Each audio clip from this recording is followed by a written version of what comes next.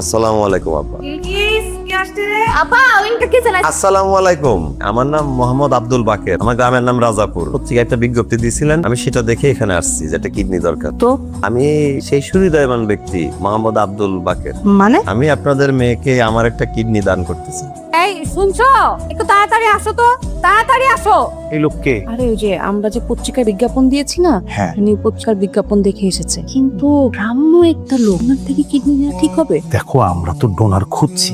এখন যদি ডোনার না পাই সেক্ষেত্রে তো ওনার কিডনি নিতে হবে। আর সবচেয়ে বড় কথা হচ্ছে আমাদের মেয়েকে তো বাঁচাতে হবে। তবু গ্রাম্য একটা লোক। যাই হোক, শুনো না, ডাক্তারকে একটু ভালোভাবে রিকোয়েস্ট করে আসবে যেন সব পরীক্ষা নিরীক্ষা একটু ভালো করে করে। আচ্ছা, আপনি সব জেনে শুনেই তো এসেছেন, তাই না? জি স্যার, আমি সব জেনে বুঝে পড়ে তারপর এসেছি। এই বিলকিস, স্টোর রুমটা একটু পরিষ্কার পরিচ্ছন্ন করতে হবে। উনি স্টোর রুমে থাকবেন।